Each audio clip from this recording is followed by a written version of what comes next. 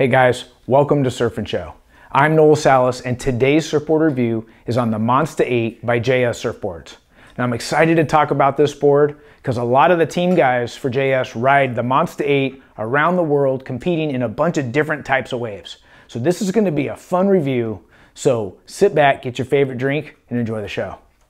Now the Monsta 8 is a high performance shortboard. I ordered this custom. It's PU 5'9" at 26 liters. And the reason I ordered custom is because if I were to get this stock JS off the rack or most other manufacturers, to get that 26 liters, they're coming in about 5'10", 5'11", and that's really long for me.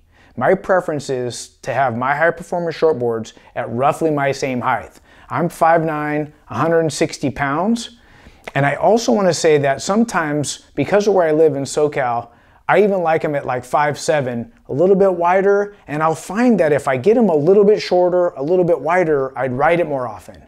See, because this board, I'm gonna grab for when the waves are about 4 to 8 feet, and that doesn't happen real often.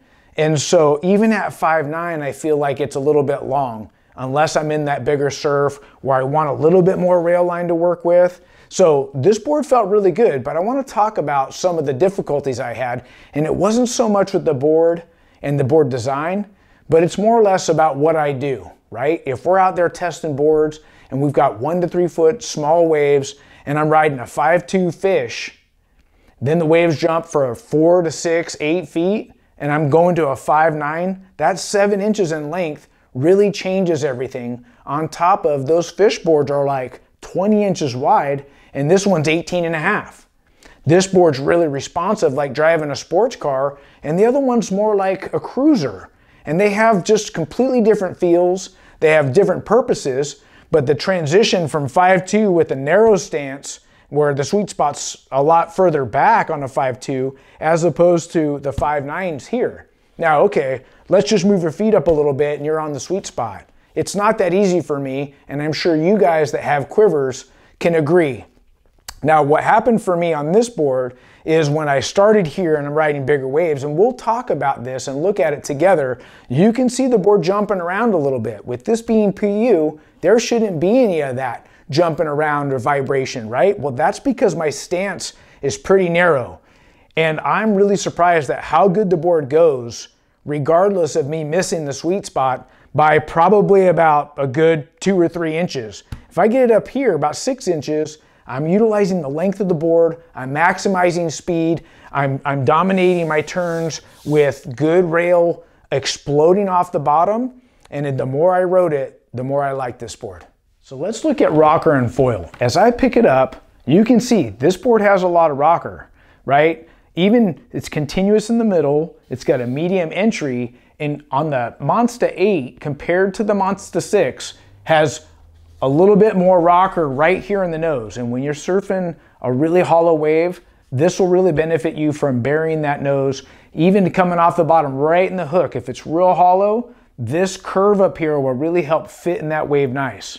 Now, when we look at boards with continuous rocker, what's gonna happen is when you get into waves that are a little bit flat spots, where you're trying to make it from one section to the other, it's not gonna be as fast connecting those sections more or less on like the Air 17X. You're gonna get a little bit more drive in those flat spots with those small wave performance boards. And that's why I say you grab this board when the waves have a little bit more meat to them or a little bit more height with some push. Now, another thing about this is it has a medium exit rocker. And when you have this kind of rocker in the board, it makes it really easy to turn, very responsive, a lot of traction off the bottom, coupled with that medium exit rocker. Now, if we look at the foil, how it's nice and thinned out, this board's 18.5 wide by 2 3/8 thick. So I could get that 26 liters, and you can see it's tapered down nice here, ultra sensitive, and that's how it felt under my feet. Anytime I wanted to go into a turn and get this board to do what I want, because it's narrow and the rocker, I had good traction and the board fit in any pocket I put it in. So I mentioned that the Monsta 8 is pretty forgiving, right? And I feel like there's quite a few reasons why. We'll talk about the rail. When I put it in my hand at 2 3/8, it doesn't feel bulky, like thick and boxy, and it doesn't feel pinched. So this would be a boxy rail. This would be a pinched rail where you got more of a dome deck. It moves the apex lower so you can keep that rail engaged. I would say it's more like normal, right about there. And as I move my hand down, it's soft. And that's what I mean. It didn't feel like it was catching. It didn't feel sticky, even in 2 to 3 foot surf, which isn't ideal for a high performance shortboard in my book with all the curve that it has. But as I get back here, it starts to get sharp. And I like a sharp edge right here back with the medium exit rocker. That gives me the traction I'm looking for.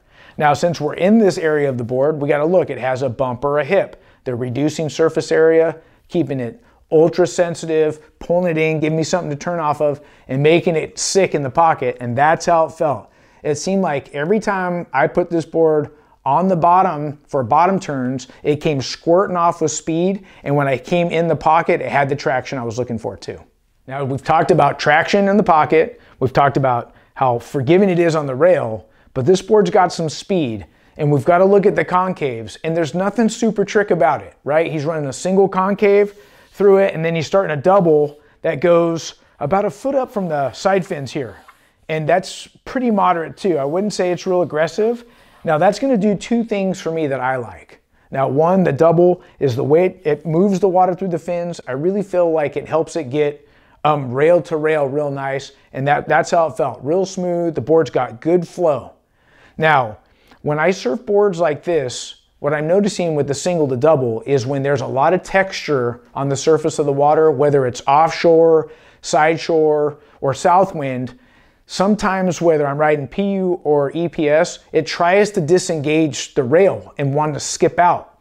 And what I like about the double is it seems like I can get that rail to sit down a little bit more and really lay into those turns and have a little bit more confidence. Now, as we start talking about fins, I want to remind you of my comments earlier of my transition from a 5'2" fish in 1 to 3 foot surf to 3 to 6 foot surf into a 5'9" high performance shortboard.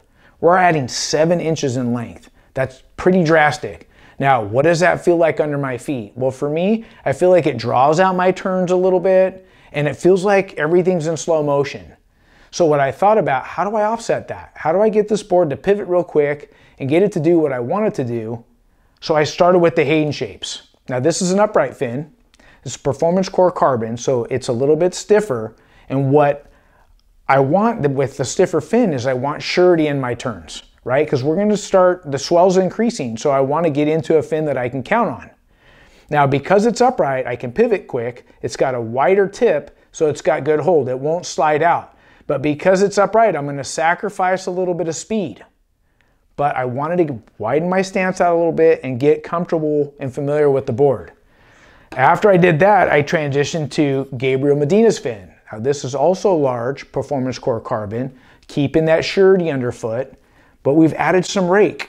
Now, that rake, even though this is a neutral fin, it's going to give me more speed, right? And now I'm going to start drawing out my turns a little bit. I can still push hard and start to drive through my turns and start to really settle into the attributes of the Monsta 8.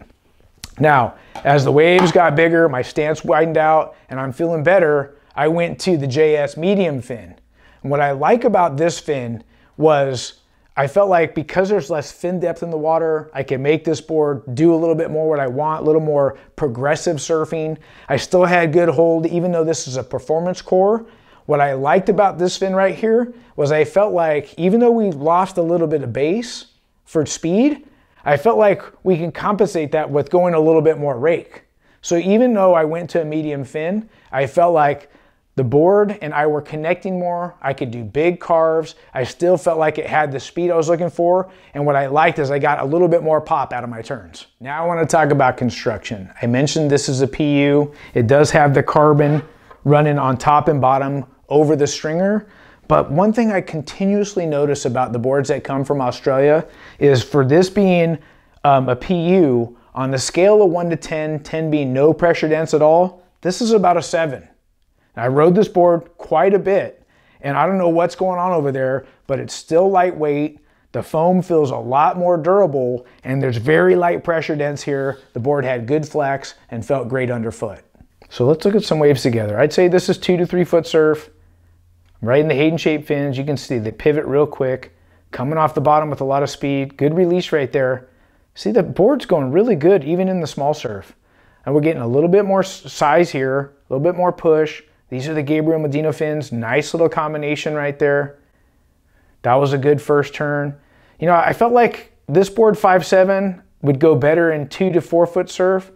It's starting to feel better. My stance is still a little bit narrow right there, but it's definitely getting better. I'm getting used to it. Here's the medium JS's, and you could tell it's just a little bit more freedom in my turns. So let's look at some bigger surf. Nice little under the lip turn. You can see the board's hopping around a little bit. That's because my stance is too close, not because of board design or construction. But for not standing in the sweet spot, the board's still going good. Here's the JS medium fins. Look at the speed. Nice quick turn right here. Watch the wave take off. The board matches it with the speed. Nice little finish right there.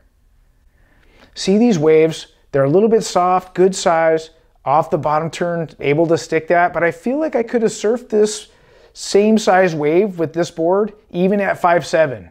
I like those 2 turns, a lot of spray, able to lay down the rail, that felt great. Here's the last wave, watch the spray. That's one thing you benefit from a longer rail line. It throws a lot more water and able to lay on the turns a little bit harder. Hey guys, we have a special guest, Jordan Gustus, all the way from Lennox Head, Australia, reached out to me, says he's got the Monsta 8, he got himself a solo shot and wanted to join me in the review. I think you guys are gonna love this. Check it out. Hi Noel and everyone at Surfing Show. I'm Jordan from Lennox Head, and I've been riding the JS Industries Monsta 8. I've been riding the 6.2 and the 19 and an 8, 2 and 3/16ths, and it comes in at 30.2 litres just straight off the rack. I weigh about 83, 84 kilo depending on how many meat pies I've been eating. I've had a really good time on this board. When I first got it, I thought, oh, it's pretty long, be a long rail line, might be a bit of a high performance board, not really for smaller waves, but I was really surprised to find that from the 2 feet to the 8 feet range for a board. That's pretty impressive actually. Could recommend it from someone who's intermediate all the way through to pro. I mean, all the pros are riding these anyway and ripping on them. It's a really user-friendly board. I really enjoy how you can hold rail and do a really nice wrapping cutback off the top turns. Really nice, even into some high performance surfing too. I've been running the FCS Performers in the medium. I just found that these were really nice and loose in the beach break, smaller waves. It just released the board a bit. I was running the Accelerators FCS in a larger fin, and it was just a bit sticky. But these fins really come into play when the waves are hitting that 5 to 6 feet range and up to 8 feet out the point, and in point break style waves. So they were really good. This board, it's very user friendly, good for anyone. So, and you'll have a lot of fun on it too. Thanks heaps for having me. I've had a lot of fun riding this board. Check it out. Peace. Well guys, I hope you enjoyed today's review on the JS Monsta 8. I had a great time, and I highly recommend this board for the intermediate all the way to the pro level in that 3 to 8 foot plus surf. Special shout out thanks to JS for sending this board down for review, and Jordan, it was a pleasure having you on the show. We'd like to do more of this, so if you'd want to join us in a review, hit us up on Instagram or at surfinshow.com. But until next time, see you in the water. Bye-bye. Keep on looking at everybody who really cares about you. Know that these worries that will slowly go away when you be brave now, baby, and learn to be yourself. You gotta be yourself. You gotta be yourself. You gotta be yourself. Yeah, be yourself.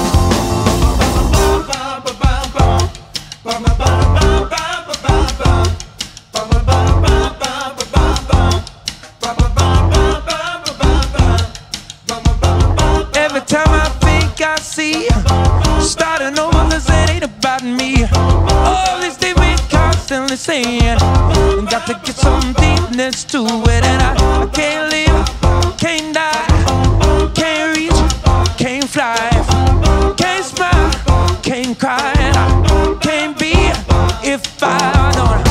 I keep on fighting me. What can I see? God